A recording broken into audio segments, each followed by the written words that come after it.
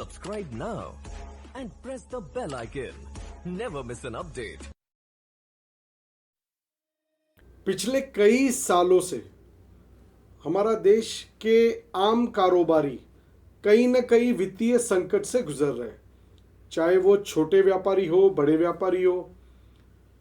और पिछले 2 साल में कोविड ने तो समझ लीजिए और उसके ऊपर एक बड़ा सा बोझा ला दिया।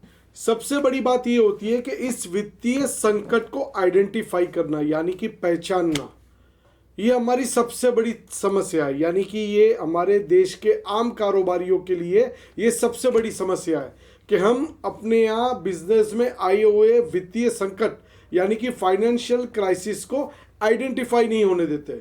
यानी कि मालूम होने के बाद भी हम कहीं ना कहीं हमारे ईगो या समाज के डर से उसे इग्नोर करते हैं और कहीं ना कहीं ये छोटी सी समस्या बहुत बड़ा रूप ले लेती है। ये बहुत ज़रूरी है कि सही समय पर फाइनेंशियल क्राइसिस यानी कि जो छोटी सी क्राइसिस आ गई है उसे आइडेंटिफाई करके या तो उस समस्या का समाधान लाए या उसको कैसे भी करके उसको ख़त्म करें। नमस्कार, मैं doctor Riten Mehta, doctorate in financial crisis and NPA management. आज हम बात करेंगे कि एक वित्तीय संकट यानी कि फाइनेंशियल क्राइसिस को कैसे आइडेंटिफाई करना और उसे कैसे दूर करना। समस्याएं तब शुरू होती है जब हमारे बिजनेस में कई पैसे या तो डूब जाते हैं या कहीं ना कहीं थोड़े बहुत लॉस हो जाते हैं। कहीं ना कहीं हमने बैंकों से लोन ली होती है जिसका हम कर्ज चुका रहे हैं। जब ये समस्याएं शुरू होती है हम इसे इग्नोर करना चालू कर देते हैं। कहीं ना कहीं एक समाज का डर होता है, लोगों का डर होता है, दोस्तों का डर होता है, बिजनेस सर्कल में हमारे बारे में क्या सोचेंगे, ये बात को लेते हुए हम इस बात को टाल देते हैं। ये बहुत जानना ज़रूरी है कि समस्या का समाधान करना बहुत ज़रूरी है। अगर आपको जब भी ऐसा लगता है कि बिजनेस में बड़ी समस्या आ चुकी है तो बिजनेस को तुरंत के तुरंत रोकना बहुत ज़रूरी है।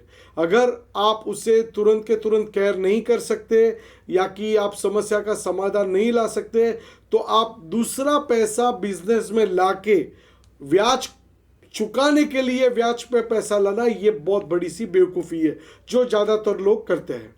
ये बहुत ज़रूरी है कि मुश्किल यानी कि फाइनेंशियल क्राइसिस यानी वित्तीय संकट को आइडेंटिफाई करना इस दौरान पर कि क्या ये समस्या छोटी है जो हम आने वाले सालों में इसे सॉल्व कर सकते हैं। अगर हमें ये लगा कि हाँ हम सॉल्व कर सकते हैं अपने बिजनेस के ज़रिए आने वाले सालों में अपने नफ़े का या प्रॉफिट का थोड़ा थोड़ा हिस्सा चुका के हम एक अपने खड्डे को भर सकते हैं तो कोई समस्या नहीं है।